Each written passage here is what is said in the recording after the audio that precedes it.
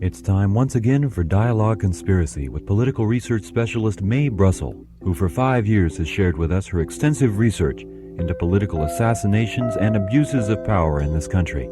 Her program relates the news of the week to emerging evidence about the conspiracy which allegedly maintains by force its control over the legislative, executive, and judicial processes in America. And now, Mae Brussell. Good afternoon. This is Mae Brussell in Carmel, California. It's November the 15th, 1976, and this is number 243 in an ongoing series from Dialogue Conspiracy. I mentioned last week during the program that I would talk about government mind control and the use of LSD and behavior modification, which is an important part of all of these conspiracies. It's the ingredient that holds them together, the erasing of memory and behavior changes. But I'm going to put that off till next week, and I'm going to talk about the committee in Washington, D.C. that's investigating the assassination of John Kennedy and Martin Luther King. And next week, Monday, on Dialogue Conspiracy, is the 13th anniversary since the assassination of John Kennedy. But we'll sort of make some comments on it today in the Carmel area because these tapes go to other areas and they'll be playing it just about the time of the anniversary of Kennedy's assassination.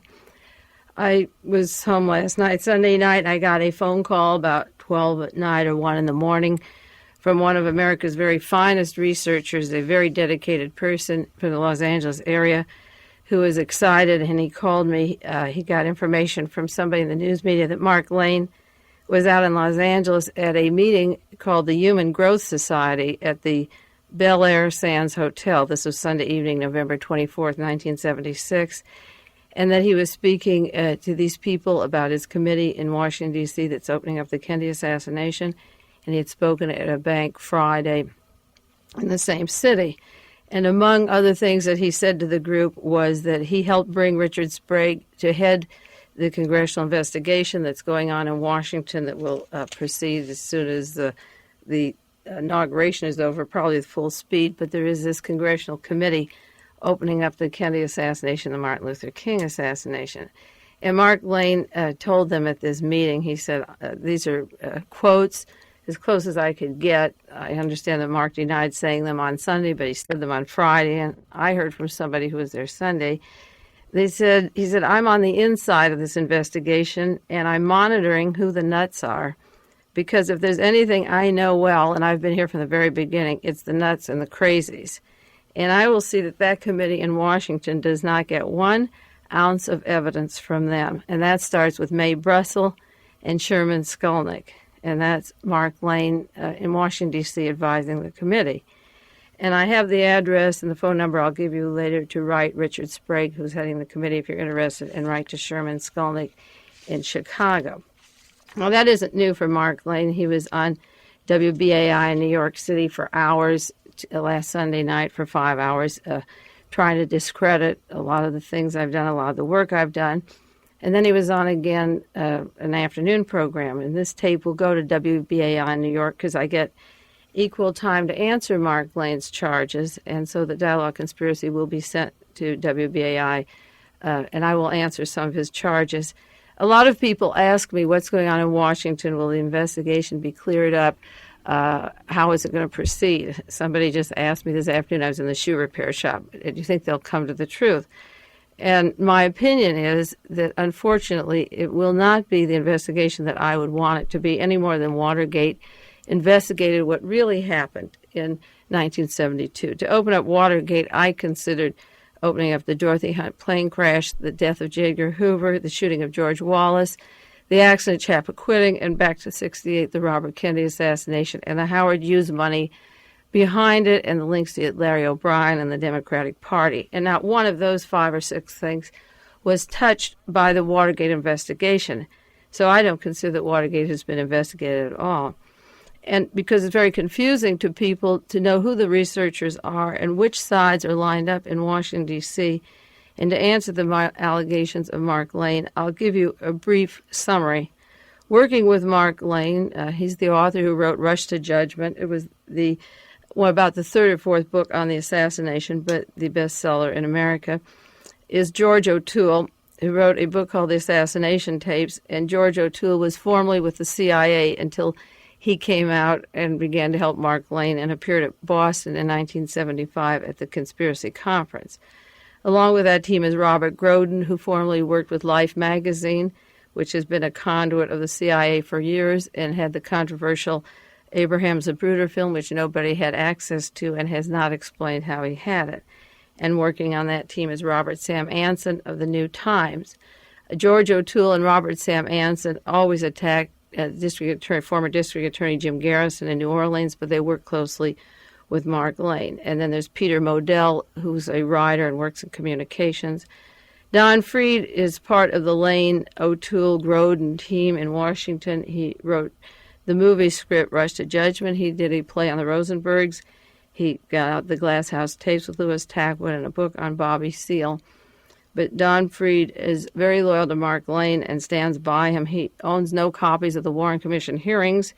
He manages to get a lot of manuscripts and books out without much research or data compiled around him, at least, that's noticeable. And then along with that team, there's Jeff Cohn from Los Angeles, who publicly has damned Jim Garrison, who says that James Earl Ray killed Martin Luther King, and he's one of Mark Lane's cohorts. And then Bernard Fensterwalt is on Mark Lane's committee to investigate the assassinations in Washington.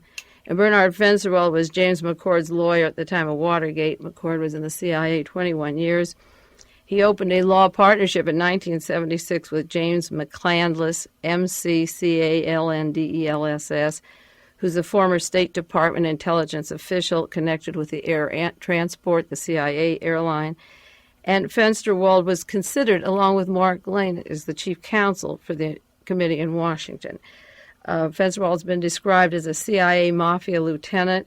He poses himself as a Washington, D.C. lawyer. In 1967, Life magazine described the Senator Long hearings where they were trying to get at Robert Kennedy for investigating the mafia, and James Hoffa had given Senator Long $100,000 to put down Robert Kennedy because he wanted to break open the hold of the syndicate, and Fensterwald was the attorney that got his fees from the Hoffa Teamster Group. Fensterwald and McCandless, his law partner, are now located one floor below the offices of Intertel, the notorious Gestapo, FBI, CIA combine in Washington, D.C., that was formed by Nazis after World War II and is still the muscle of the Nazi data information internationally. And their offices are very conveniently located in this building right with Intertel. Mark Lane put Fensterwald back into some respectability after Watergate in 1972. His CIA cover was blown by defending McCord, but then he put him on his Citizens Commission of Inquiry. So you have Mark Lane, the author of Rush to Judgment, and George O'Toole with the assassination tapes, and Robert Groden and Peter Modell, who got a book out on the John Kennedy assassination, and Robert Sam Anson, who wrote They've Killed the President, and Don Freed. And these men have published by major publishers. They have been accepted by the major media, and they become the spokesman. And then on the other hand, you have these very serious researchers who've done years and years of work who can't get a publisher in New York City or any publisher at all that's worth anything. And they've had to put up their own money and practically go broke to do the best research in the country. And one of them is Harold Weisberg, who wrote Whitewash 1 and Whitewash 2 and 3 and 4 and a book called Cover Up on the Martin Luther King Murder. Harold Weisberg is perhaps one of the most detailed, finest investigators in the country. He is fighting with Mark Lane the same way that I am, but Lane doesn't attack him on the air as being responsible. I'm the one that he has singled out for the harshest criticism along with Sherman Skolnik, and I'll tell you why. Then Penn Jones in Texas has published Forgive My Grief 1, 2, 3, and 4. Those are 4 volumes. Self-published again, paperback, had to do it himself, and it was in his early books that he mentioned that Mark Lane's Rush to Judgment was funded partly by Clint Murchison, and that there was a definite conflict of interest in who was behind Lane very early in the conspiracy game. It was Penn who wrote that early, among the first researchers to catch that something was weird about this book and who was behind Lane. Bob Cutler up in Massachusetts has written Crossfire. He's written a book on the Bullet 399. He's written You, the Jury on Chappaquiddick. and Cutler has had to put up his own money for his own books. And the other Richard Sprague, who is not the investigator now in Washington, D.C., who's written many, many articles for computer and automation, and it's now called People in Pursuit of Truth, has a book out which is $10 called The Takeover of America 1, 2, 3, and he had to publish it himself also, and that's now available for $10. And Ted Gondalfo has the best collection of recorded history since the last 13 years of various witnesses and radio and TV interviews, everything that has been said over the air that could be used for the committee to show later if witnesses perjured themselves is available to the committee. But Mark Lane has sworn that Gondalfo's material can't be presented any more than Mae Brussell's. And then there's my 26 volumes of cross-filing that I took 8 years to do of the Warren Commission work showing the errors, the inconsistencies, the perjuries, as well as the taped radio shows and the articles I've done for The Realist and Playgirl Midnight. And Mark Lane will not allow those to be submitted to the committee. And Sherman Skolnik has done invaluable work. He is the other brunt of Mark Lane, who nationally, from coast to coast, everywhere he goes, is calling crazy. And Sherman Skolnik has done a monumental work in Chicago on cleaning up the courts. He has a committee. He has taped in radio broadcasts. Sherman and I are the only two people that have been in front of the media for 5 years, constantly hammering away with our facts on the conspiracies, and nobody has challenged us or dared take us to court. Sherman has taken various judges to court in Chicago, Illinois, and they've been removed from the bench because his research was so adequate. He's done extensive work on the Dorothy Hunt plane crash, on the plans to kill John Kennedy, November 1st in Chicago, involving the Secret Service agent Abraham Bolden. He worked in the Chicago conspiracy trial trying to find out which were the agent provocateurs in his own area. And Sherman has committed the no-no, the two areas that I have done, and this is one reason that we're singled out by Mark Lane, is he has spent extensive time separate from me, but his work overlaps mine on mind control of the United States, on the MK Ultra plans and the control of human behavior. And he also has done extensive work on the American Nazis that were brought from Germany, not the Rockwell Nazis, but the other Nazis. And you can write to Sherman Skolnik. His address is 9800 South Oglesby Avenue, Chicago, Illinois, 60617.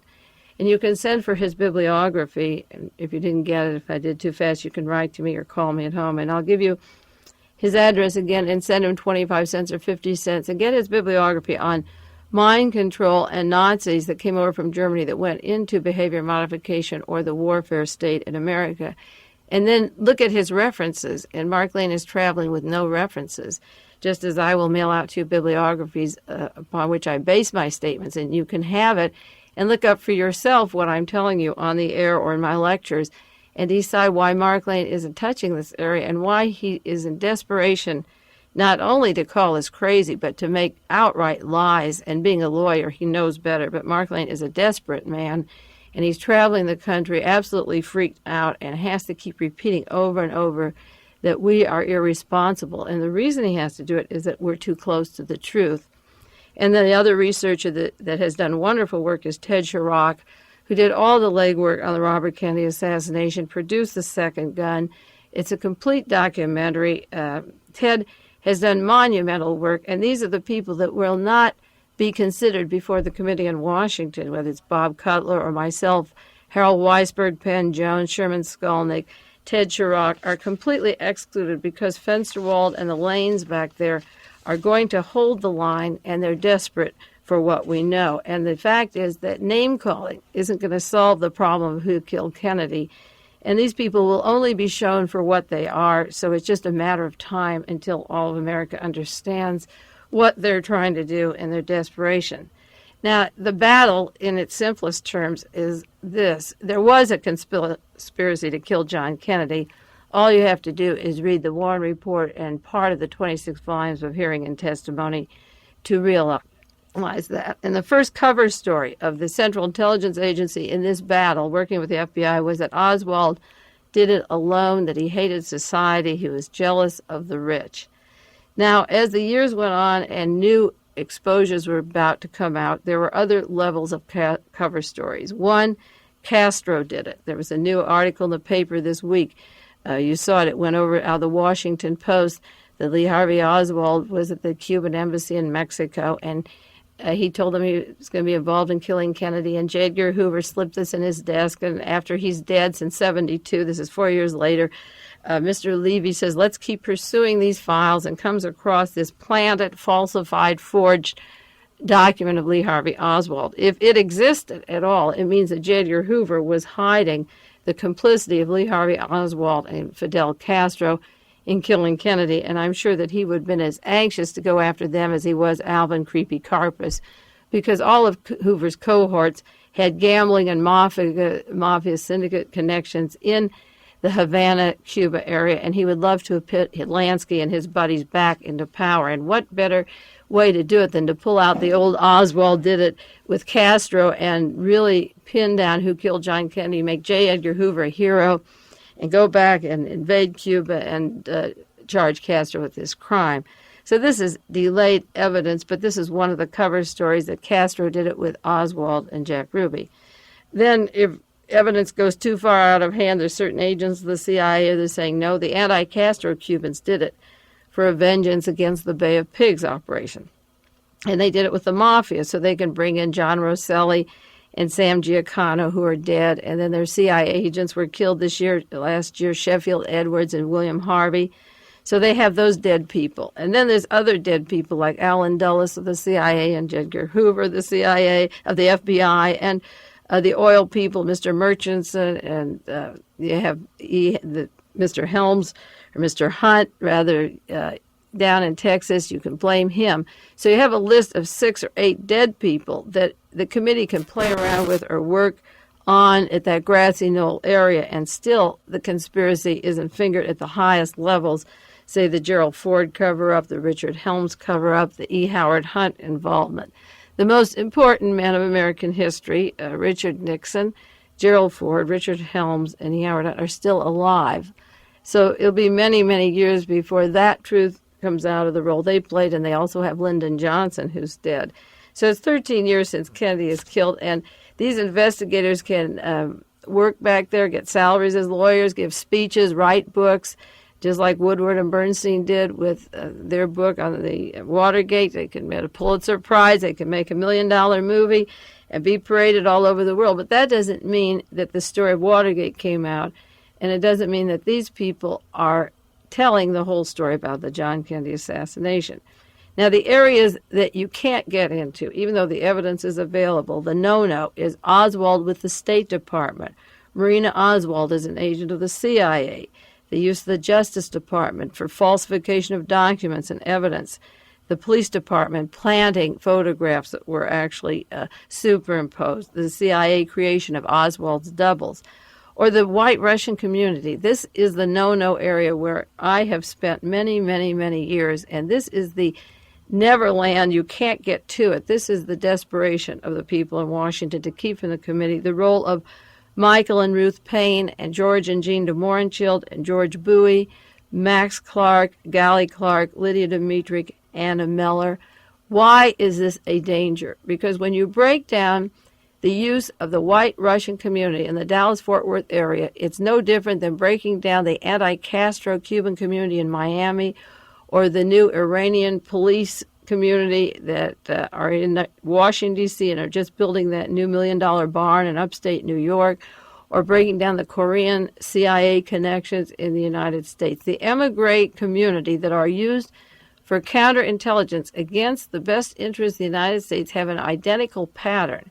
And if you break the one in the Warren Commission hearings, which I did, then you can follow every conspiracy that's come down in the United States since then. Not only how it happens, but how emigre community are used and how the Justice Department and the Pentagon and the news media cover up. Now, people like Victor Marchetti and David Marks were in the CIA, and they wrote the book, The Cult of Intelligence. And they've come out and admitted that Jim Garrison was correct as the DA in New Orleans when he said that David Ferry and Clay Shaw were in the CIA. But what Victor Marchetti and David Marks refused to go into is the link of Clay Shaw to the world Nazis, to Alan Dulles, to Reinhard Gehlen, Hitler's chief of intelligence for the Eastern Division, to General Walter Dornberger, the Nazi in the Dallas-Fort Worth area, the head of Bell Aerospace, where Michael Payne worked, where Marina Oswald lived with that family. That is the no-no line, is the world Nazism, the determination after World War II to continue what Hitler started and to bring Nazis, 1,000 of them and their families, into every institution in America. I talked about last week on Dialogue Conspiracy. When you talk about the continuing of the Fourth Reich, when you get to that very high level, that's the no-no. You can stay on the grassy knoll. You can stay there as long as you want. I heard Mark Lane speak at Beverly Hills High School in 1964, and I took voluminous notes, which I always do. I have since college. I went back to Boston in 1975, and Mark set up a blackboard and a pointer and gave the identical speech in Boston that he gave in 1964. And I was outraged because it was many years later, and we were still on the knoll. In the meanwhile, so many murders had taken place in this country, and I felt the important thing was to get the continuous line of what these people have done since Kennedy was killed, because Oswald, in my mind, is long gone forgotten, except how he links to today's news. Now, Mark Lane's favorite word for Mae Brussell is she's irresponsible. Irresponsible is the word he gives on every radio station, every lecture, irresponsible. Any of you who hear me, who listen to this show on WBAI or in Sacramento, whatever stations this comes to, if you have a chance to see Mark Lane or hear him speak, ask him to give you one sentence of my research that is a direct quote, that is irresponsible. Because he is telling outright lies, and I have tapes of every radio show I've ever done and many of the major lectures and everything I've published. And he is throwing out falsified stories that I never said and calling them irresponsible. And the things that I have said, such at the Boston conference that were taped, he will not allow me to introduce the people to him that I talked about, such as Bruce McFarland, I mentioned, who was an inventor, who was altered by the CIA and literally kidnapped from his family. I had his wife, Blanche McFarland, meet Mark Lane in Los Angeles last year at UCLA, and Mark Lane walked away and continues to use the McFarland story as being irresponsible. Now, Lane, it's very strange, has never been into my home. Almost every researcher that's been on the West Coast, and some came out just for that or came down from San Francisco or up from LA, every person who is interested and is in the vicinity, and some made special trips, have been to my home to see my research. And this desperate man, Mark Lane, continues to make an opinion. He's been challenged by Ted Gondalfo. How can you call her irresponsible? I spent 4 days at her home. I have seen her work, and how can you say without seeing her work that there's nothing that you're going to let the committee in Washington see? Now, Mark isn't very gentlemanly about his accusations. He will make remarks and then he hides. He guts out and then he goes behind the curtain. At the New York University conference, he was screaming and yelling, "I want to save America. I want to save it." And someone from the audience or several people were saying, "Where is Mae?" And I got up and they wanted me to answer his attacks. And I said, I will only answer them if Mark sits here with me and says them to me, and I will answer what he's saying. And Mark went off the stage and refused to do it.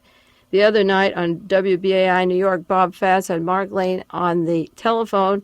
He was in Washington. I was in Carmel.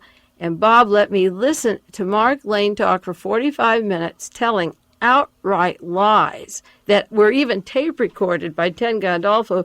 He recorded that evening show, and 2 weeks earlier with Mark Lane, absolutely false statements, and I wasn't allowed to challenge him on the air so that the people in New York City could hear him explain those lies to them.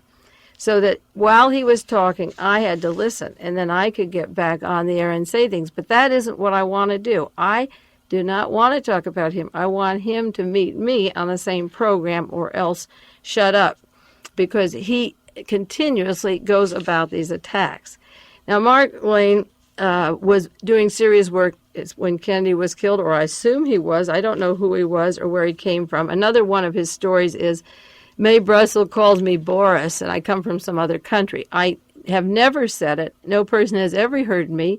There's no tape recording of it. I've called his office and denied it, and yet if people go to research in Washington, D.C., they say, well, we can't accept Mae Brussell's material. She calls Mark Boris. That is typical out of Philip Agee's book, Inside the Company, when he describes how the media operates. I know that book quite well, and he tells how the media works to discredit somebody. He says they take false information and attribute it to a real source and continue saying it, and it can't be attributed, but they repeat it over and over. And Mark is doing this kind of thing with that Boris. Now, in 1964, the Warren Commission was worried about Mark Lane. I've read the minutes of some of the meetings. They didn't know how to handle him, so he evidently wasn't in their hands at that time. By 1966, Lyndon Johnson sent out a memo to get the researchers and photograph them, blackmail them, catch them in whatever sexual positions you can, and compromise them. I have the minutes of those meetings. They've been transcribed of the committee in Washington, D.C. They investigated this last year. It was November the 8th, 1966, when the order went out from to J. Edgar Hoover and Marvin Watson to get all people critical of the Warren Commission report. That would be Mark Lane. And at Senator Schweiker's hearing just last year, this is from page 51 of the hearings, they said that they have raw files, biographical material. And Mr. Smothers, the FBI agent, said, yes, it seems to reflect what the FBI had on that individual. Some of them are very brief. One person in question is described as a person who thrives on dissension and causes local dissension and arguments in his community. They talk about his educational background, the marital status, and so forth. Senator Schweiker said, I understand there were some derogatory material included in this without getting into specifics. Mr. Smothers says, yes, there's one that reflects a morals arrest. It appears again to be a vacuum clinger situation, whatever that was. And then he says it goes into morals violations. And Senator Schweiker says, is this an attempt on the part of the White House or the FBI to set the record straight to discredit people who disagreed with the findings of the Warren Commission, or to use material against them in a way to be knowledgeable about the material in the raw files?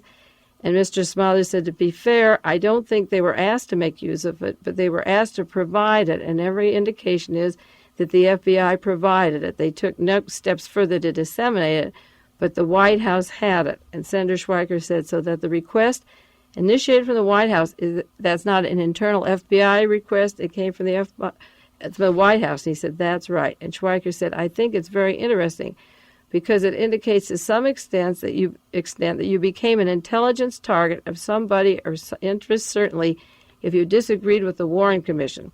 I think we have to ascertain if the material was used in some way. There certainly have been some allegations that this material was in fact used in some way. Whether it was in fact used by the White House or somebody else, we have to find out. Now that was Senator Schweiker last year wanting to know, and I did hear that Mark Lane's name was among those people, and the material is in the hands of Hale Boggs' widow, Mrs. Boggs, and I think it's very important to know if Mark Lane's name is among those morals charges. For this reason, I'm sick and tired of his lies, and I'm sick and tired of his insults. You see, I have nothing to hide. I have nothing at all to hide that anybody can pull out and say, Mae, stop your work. You're going to embarrass your family. You're running for office. You're going to lose your law degree. You'll be smeared. I have nothing to hide. And I challenge Mark Lane to stand up and let us know if his name's among there, because there's no reason for him to be spearing me and Sherman Skolnik unless he has something to hide, because we have done some of the best research in the United States, and I think it's time that we find out whether the morals charges applied to him, because his name was mentioned in other documents at that time period, and that's when Mark Lane began to change personality. Now, Mark Lane had said on WBAI that Mae Brussell asked to work with him and said that I worked with Mark Lane for 11 years. That is a total, absolute lie. He can't find one lecture, one witness, one tape recording, and most of the things I said have been recorded, that I ever said I worked with Mark Lane for 11 years. I heard Mark Lane at the Beverly Hills High School in 1964. I had no contact with him at all until 1967 when I went to New Orleans to see Jim Garrison, who at that time had arrested Clay Shaw. When I walked into the room in New Orleans at the DA's office, Mark Lane walked out the door, 1967. I had dinner, went to Jim Garrison's home, spent 3 days in New Orleans, and never saw Mark Lane. And he never said, why did you come here at your personal expense of $300 or $400? You brought evidence for Jim Garrison. I had called Jim Garrison's office from Carmel, California, and said, look up the Riley Coffee Company. Really, Harvey Oswald got his CIA money there, but he didn't work there. And in 1975, 76, we find out the Riley Coffee Company was funded partly by Mullen Associates, the CIA front in Washington, D.C., that was involved in the Watergate. And I knew that Riley was Oswald's dummy front place for money. And I went to New Orleans to help Jim Garrison, and Mark Lane never said in 67, why are you here? Now, in 1975, there was a conspiracy conference in Boston. I went to that conference, and Mark Lane told another lie on the radio in New York. He said that I came up to him and said, are you Mark Lane? And started talking to him. Absolute lie. I flew into town. There was a radio program from about 9 to 11. Mark Lane, Don Freed, Penn Jones, and myself.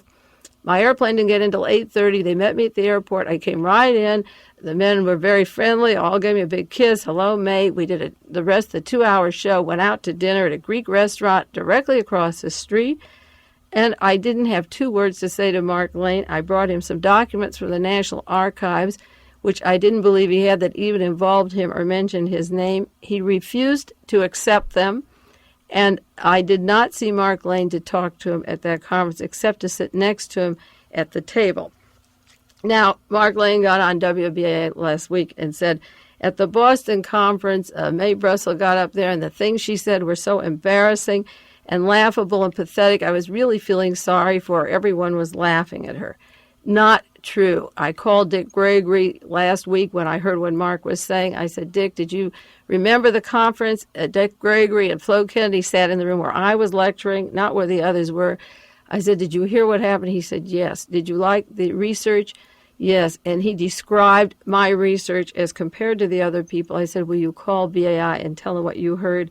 It was after the Boston conference at the conference that I met Flo Kennedy and met Bob Fass. Bob Fass from BAI was so impressed with the whole conference, he played my tapes over and over again. And after that, I made friends at WBAI in New York, hundreds of them in New York City, so that in April, when they had a conference at New York University, and Mark Lane said he wouldn't appear with me, it was BAI and the Elgin Theater that set up a lecture for me, and there were about 700 people there that morning. It was crowded. And I spoke to them, and Bob Fass introduced me as the greatest researcher in the United States. So evidently, these people were not laughing. The station played my tapes over and over again and didn't think any of that research was funny. And now, a few years later, when he made this remark, Bob didn't even challenge what Mark was saying about the Boston conference. And yet, through that Boston conference, I met many, many fine people. It turned me on to many researchers from the eastern area and some that had come out from other areas. And it was a turning point in extending my work from the West Coast here to the East Coast. Mark Lane has said that I attacked Jim Garrison. Outright lie. Never in my life have I attacked the district attorney, former district attorney Jim Garrison. In the first printed article I ever did, Why Was Martha Mitchell Kidnapped, in the Realist, I included the part about Jim Garrison being attacked by Pershing Gervais and the Justice Department. I included Jim. The whole back page of my article included Jim. I've never, in one radio show or one written article or interview at any time, attacked Jim Garrison, and I've had tremendous respect for him. Yet, Mark Lane travels and works with Robert Sam Anson, Jeff Cohn, George O'Toole, who constantly publish articles. O'Toole puts down in articles Jim Garrison. Jeff Cohn puts down Jim Garrison. Robert Sam Anson puts down Jim Garrison. And those are Mark Lane's cronies. And yet he gets on the radio or goes around the country telling outright lies when he's really associating with the people who are doing what he's accusing me of.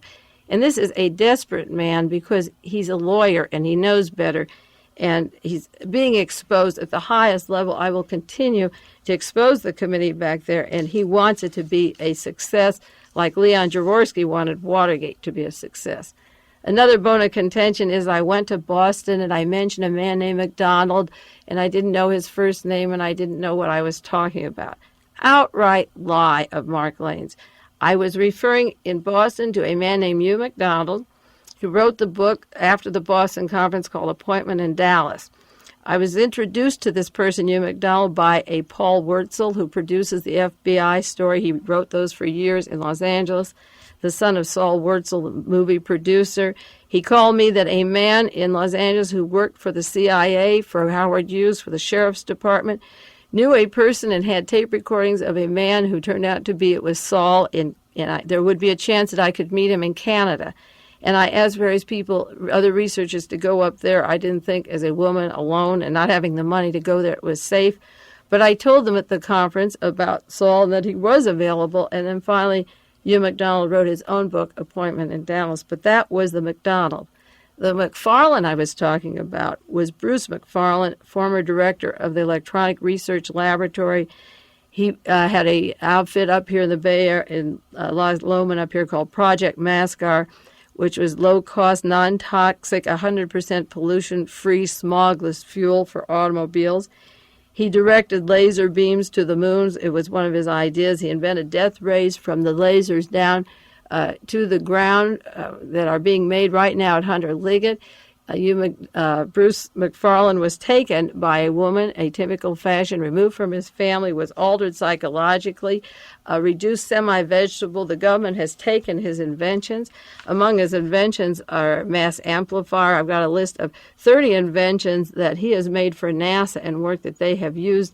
And he used to work at the Lawrence Lab up in Berkeley, in that area, I understand. His wife lives in the Los Angeles area, and she was desperate to what happened to Bruce McDonald, which has happened to other researchers, and I took the liberty of introducing her to Mark Lane to clear up what he was saying and smearing about me, and he walked away and refused to see this woman who is a very intelligent, fine person, and refused to understand what was happening. One of the things he talked about last week on the radio as being totally irresponsible is that laser beams come down and are used as weapons, that Mae Brussell says these things. I got a call yesterday. I was talking to a man who works at the Monterey Herald who had an article 2 months ago in the paper here who is very concerned about Hunter Liggett, which is Monterey County, which is making laser beams as weapons to kill people. And I said, oh, that's funny that you're talking about that because Mark Lane is blasting me coast to coast as being irresponsible when I talk about laser beams as weapons. And the reason I talk about these things is that the same people who killed Kennedy are the same people making the weapons. There's a linear connection to why Kennedy was killed. And this is why I pursue mind-controlled laser beams. What's happening to us now is as important as what happened to John Kennedy in the motorcade 13 years ago. But Mark would refuse to meet me and talk about Mr. McDonald or Mr. McFarland, and I know their names perfectly well, and he knows I know it. And why he has to spend his time when there's so much more important things to do to get on the radio and talk about this, I don't know. Now, Henry Gonzales is a congressman from Texas who has had an amendment to open up the killing of John Kennedy and all the other assassinations. And there's a group of people like Rusty Rhodes and working for Mark Lane committees all over the country, the Assassination Information Bureau out of Boston, and a whole team of them wanting to sign the Gonzales Amendment to open up the assassination. Well, I think that's fine to open it up, but I never had confidence in Henry Gonzales. I've written him. I've told him why. It was Representative Gonzales who was at Parkland Hospital with Lyndon Johnson the day Kennedy was killed, and the clothing of John Connally was handed to him, and he took his pants and shirt and coat, and they ended up in an apartment in Washington and were dry cleaned.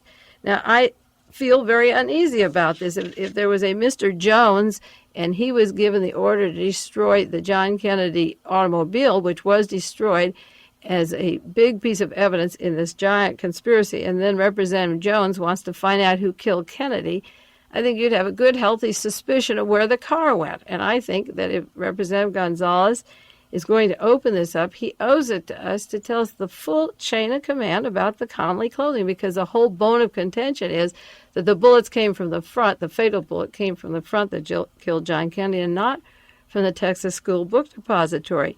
And I've never been willing to get people to sign an amendment with Gonzales' name on it until we found out how the clothing were destroyed. It's just simple logic, and I feel that he owes it to us to explain that and be the first witness before any committee, particularly one bearing his name. Now, Sherman Skolnik and I are the brunt of this attack that keeps going on by Mark Lane. And this, after 13 years' work and research, it's really pitiful. We're the only two people who independently, as I say, separately, have gone into the area of the mind control and into the Nazis in America that directly link to the past assassinations. And one area of Nazi that I'm concerned about is a Walter Dornberger, who was at Bell Aerospace, as I say, that Michael Payne worked for, and Lee Harvey Oswald stayed at that home. Dornberger was listed in the book Project Paperclip as being a #1 menace to the free world, that he had intentions of keeping this Hitler Nazism alive, and in England they wanted to send him to Nuremberg and hang him. But Mr. von Braun, Werner von Braun, said, no, I have to bring him to the United States. And NASA has been named as part of this grand conspiracy. And I think the role of von Braun and Dornberger is terribly important. And I want to know who is protecting those Nazis, and I want to know why, and why the name crazy is applied to people who bring this out. The accusation that Mark Lane has been making is that Mae Brussell is hurting the committee. It's McCarthyism all over, that I could be an agent of the CIA, that Ted Gondalfo is an agent of the CIA. That is just totally wrong, and he knows it. What McCarthy used to do during the McCarthy years was to smear people, not allow them to defend themselves, not allow them to bring evidence, hurt reputations, blacklist, and smear people because they were labeled as communists. What I want to do is to meet Mark Lane or Robert Groden or Peter Modell or George O'Toole eyeball to eyeball and debate them on this entire assassination saga and ask them why the case of Albert Osborne, who sat with Lee Harvey Oswald on the bus going to Mexico, isn't as important as Bullet 399, or the fact that Osborne wrote the handbills, Fair Play for Cuba, that Lee Harvey Oswald was distributing. And I want to know the full story of the Lee Harvey Oswald saga. I want to know the house on Neely Street that was a CIA safe house. There are a lot of elements of this conspiracy that are being covered up, and I want to know why. So I don't go around smearing people. I think anyone who's listened to the show for 5.5 years or 1 year or 1 month knows that I mention a lot of names every week, but I will give you books and references to read where you can look it up and figure it out for yourself. And if you challenge my information, you can call me or you can correct me. It's very interesting that after speaking at various colleges around the country and doing radio interviews around the country and doing continuous radio shows, that my facts have not been challenged, and I have not had to backtrack on anything that I've said in 5.5 years, on not one thing. If you have any question, you're always invited to call, to write me a letter. What I get when I talk on these programs is more information. People call me from around the country, continuously doing work from Florida, Pennsylvania, Houston, Texas, from Los Angeles area. I have a map in my study, and I have the names of these very fine people that are behind finding books and records and documents that have followed the feelers or the questions I've asked, and they fill in the pieces, whether in Salinas and Carmel. And it's sort of like the production of Chorus Line. Behind these superstars of the conspiracy research are literally hundreds of loyal people reading these books that are coming out, cross-filing them, cross-referencing them. Now, it's a shame that Mark Lane says that Mae Brussell is hurting the movement. The movement of research is a bowel movement. That's all it is, and that's all I have to say to him. Investigating a cancer cure or a book on the life of Adolf Hitler by Toland is a research project. It's not a movement. I'm not a movement. If you want to find the cure to cancer, there's no cancer movement. And what's going on in Washington is nothing but a big movement, a bunch of turds and a bunch of diarrhea. And the fact is, if I sound angry today, I'm disgusted that after 13 years, that this man is so desperate that he will not meet face to face, that he speaks and runs, lies, falsifies the truth, where documents and tape recordings of conversations shown to be a pathological liar. So I have a lot more to say about Mark Lane. I hope I don't have to spend any more time on dialogue conspiracy about it, because we want to get on with the facts of the case, and that's all that really matters. So that's all for today. If I sound angry, I am mad. I'm mad getting called early in the morning and being told the man is still bad-mouthing this kind of crap. Well, we'll be happier next week. We're going to talk about mind control for sure. Take it easy, and that's all for today on Dialogue Conspiracy. This has been Dialogue Conspiracy with political research specialist Mae Brussell, who for many years has been researching the facts behind political assassinations and conspiracies in this country. Dialogue Conspiracy originates with KLRB FM in Carmel, California.